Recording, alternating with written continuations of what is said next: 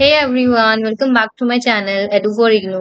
तो जैसे कि आप सभी के कमेंट्स के अकॉर्डिंग जितनी भी वीडियोस इंपॉर्टेंट है उन सभी की वीडियो मैं बना रही हूँ। ठीक है, आपको किसी भी सब्जेक्ट कोड की जरूरत है तो आप कमेंट सेक्शन में जरूर लिखिए, आपको जल्दी से जल्दी वो वीडियो प्रोवाइड करवा दी जाएगी। ठीक है, तो आज की वीडियो बेसिकली होने वाला है BSOC 133 सोशोलॉजिकल थ्योरीज के लिए, जो बहुत ज्यादा इंपॉर्टेंट है। एग्जाम उसका बहुत जल्द होने वाला है। ठीक है, तो सबसे पहला क्वेश्चन जो सबसे ज्यादा रिपीटेड होता है, जैसे कि मैं हर वीडियो में बताती हूँ, हम ऐसे क्वेश्चंस को डिस्कस करते हैं जो प्रीवियस ईयर क्वेश्चन पेपर में सबसे ज्यादा रिपीटेड होते हैं पिछले 3-4 साल के क्वेश्चन पेपर में। ठीक है, तो सबसे पहला ये explain the influence of German philosophy and idealism on marks work. Marks के द्वारा जो वर्क लिखा गया था, मतलब वर्क जितने भी थे मार्क्स के, उसमें क्या इन्फ्लुएंस था जर्मन फिलोसफी का, उसको बताना है। देखिए, जर्मन फिलोसफी और जो आइडियलिज्म है उसका बहुत ज्यादा यहाँ पे जो मार्क्स का वर्क था उसमें इन्फ्लुएंस था। स्पेशली अगर हम बात करें हेगल के आइडिया का, ठीक है, और डीपली इन्फ्लुएंस था ये कार्ल मार्क्स के थ्रू। ठीक है, हेगल का जो फिलोसफी था emphasise understanding history through dialectics. आपने पढ़ा होगा मे बी कि जो हीगल थे उनके डायलेक्टिक के अकॉर्डिंग सारी चीजें जो थी प्रोग्रेस होती थी। तो ये चीज जो थी, हीगल का आइडिया जो था वो बेसिकली कार्ल मार्क्स से बहुत ज्यादा इन्फ्लुएंस था। ठीक है, साथ ही साथ ये जो ये shift influence Marx critique of capitalism where he saw economic forces shaping society, casual society, inequality. जो सोसाइटी है उसमें इक्वालिटी आ रही है, इनइक्वालिटी आ रही है। ठीक है, और जो जर्मन आइडियोलॉजी है बेसिकली वो प्रोवाइड करता है मार्क्स को with tools to analyse and critically exist. तो उससे क्या होता है कि कार्ल मार्क्स के जितने भी आइडियाज वगैरह थे, तो जर्मन आइडियलाइज के थ्रू हम उसको अच्छे से क्रिटिकली एग्जिस्टिंग तरीके से सोशल स्ट्रक्चर के साथ उसको एनालाइज कर पाते हैं। ओके, तो कुछ इस तरीके से आपको ये आंसर लिखना है। मैं हर वीडियो में बताती हूँ, आपको वीडियो पॉज करके लाइन बाय लाइन जरूर पढ़ना है, बिकॉज हमारे पास टाइम उतना नहीं है। दैट्स वाई हम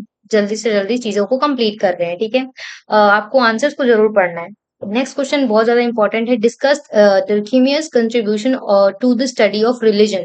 जब हम स्टडी करते हैं रिलीजन का, उसके बारे में बताना है। तो बाइंड सोसाइटीज टुगेदर, वो बोलते हैं कि जब हम रिलीजन से रिलेटेड चीजों का स्टडी करते हैं तो वो क्या करते हैं, सोसाइटी को टुगेदर एक साथ बांधता है।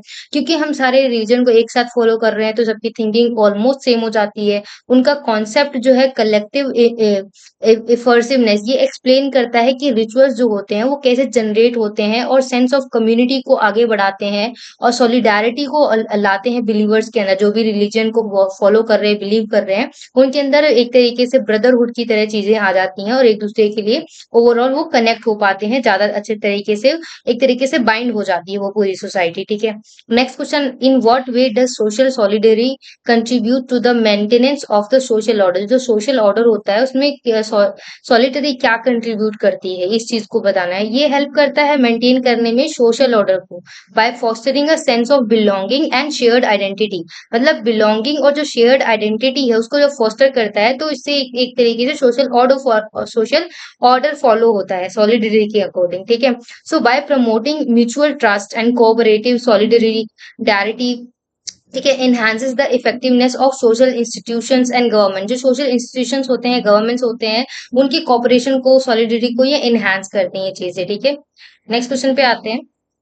What are the main features of bureaucracy? Explain with reference to the viewpoint of weber के व्यू पॉइंट के अकॉर्डिंग आपको बताना है ब्यूरोक्रेसी क्या होती है। मेन फीचर्स की अगर हम बात करें तो जो मैक्स वेबर है वो डिस्क्राइब करते हैं ब्यूरोक्रेसी को as a highly organise structure. ठीक है, जिसमें बहुत सारे कैरेक्टरिस्टिक्स होते हैं, जैसे कि हयार्किकल स्ट्रक्चर होता है, डिवीजन ऑफ लेबर हो, लेबर्स का डिवीजन होता है, tasks are divided based on specialisation for efficiency. ठीक है, इफिशियंसी को लाने के लिए डिवाइड कर दिया जाता है लेबर्स को। ठीक है, फॉर्मल रूल्स बनाए जाते हैं, प्रोसीजर्स होते हैं, इम्पर्सनल रिलेशनशिप्स होती हैं, मेरिट बेस्ड एम्प्लॉयमेंट होता है यहाँ पे कि मेरिट का क्वालिफिकेशन के अकॉर्डिंग वहाँ पे जो है एम्प्लॉयमेंट दी जाती है। ठीक है, तो कुछ इस तरीके से आपको इस क्वेश्चन का आंसर लिखना है, आप लाइन बाय लाइन पढ़ लीजिएगा। ठीक है, सो नेक्स्ट क्वेश्चन है, what is an ideal type. Ideal type क्या होता है, इसको रिलेवेंस इन अंडरस्टैंडिंग से सोशल फिनोमेना के बिहाफ पे आपको ये बताना है। आइडियल टाइप को बताना है सोशल फिनोमेना के बिहाफ पे। ठीक है, तो देखिए यहाँ से आंसर आपका स्टार्ट होता है।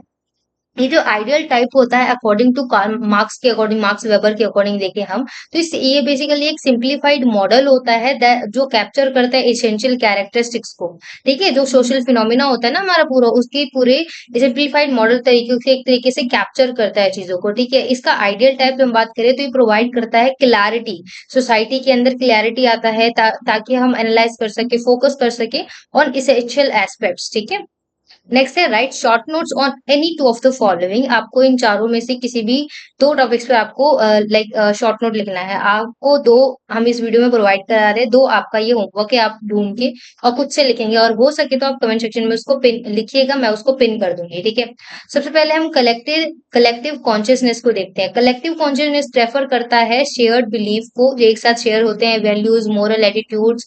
किसी भी सोसाइटी के अंदर जो भी बिलीव्स हैं, वैल्यूज हैं, मोरल एटीट्यूड्स हैं, जब वो एक साथ होती हैं, वो चीजें जो शेयर होती हैं, जिस बिहाफ पे सारे बिलीफ, वैल्यू और मोरल एटीट्यूड जो शेयर होते हैं सोसाइटी में ना, वो एक तरीके से कलेक्टिव कॉन्शियसनेस को फ्रेम करता है। उससे ही बिहेवियर और प्रॉम्प्टी को यूनिटी और स्टेबिलिटी आती है। ठीक है, ये होता है कलेक्टिव कॉन्शियसनेस। कैपिटलिस्ट सोसाइटी क्या होता है कि इसमें ना सोसाइटी एक बेस्ड होती है प्राइवेट ऑनरशिप पर। ठीक है, जो प्रॉफिट ड्रिवन मार्केट होता है, जिसमें ना लाइक सोसाइटी तो होती है एक साथ, ठीक है, पर वो क्या होता है कि वो एक प्राइवेट ऑनरशिप होता है उसमें, जिनका बेसिकली मोटिव होता है प्रॉफिट गेन करना। ठीक है, और ये प्रमोट करते हैं इकोनॉमिक ग्रोथ को, साथ ही साथ रेज करते हैं इश्यूज लाइक जो इनइक्वालिटी और एक्सप्लोटेशन जैसी होती है ना, मतलब लोगों के अंदर इक्वालिटी नहीं है, बिकॉज उनका मोटिव क्या है, सिर्फ प्रॉफिट कमाना। ठीक है, किसी के साथ भी कुछ भी कर दो, धोखाधड़ी कर दो, कुछ भी कर दो, राइट।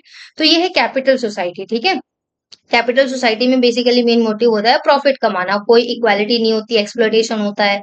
और कलेक्टिव कॉन्शियसनेस पे क्या होता है, लाइक सोसाइटी के अंदर सभी वैल्यूज, रूल्स, एटीट्यूड्स, ये सभी बिहेवियर्स ही क्या होते हैं, बिलीफ के अकॉर्डिंग शेयर्स होते हैं, और इससे चीजें जो होती है बाउंड होती है, एक तरीके से सारी चीजें बाइंड हो जाती है सोसाइटी। ठीक है, तो ये था आज का वीडियो। आई होप कि आपको ये वीडियो हेल्पफुल लगी होगी। तो ये कुछ इस तरीके से इंपॉर्टेंट क्वेश्चंस थे जो हमने डिस्कस करे। इनके अलावा अगर आपको किसी भी सब्जेक्ट की वीडियो चाहिए तो आप कमेंट सेक्शन में लिख सकते हैं। ओके, आपको जल्दी से जल्दी वो वीडियो प्रोवाइड कराते हैं।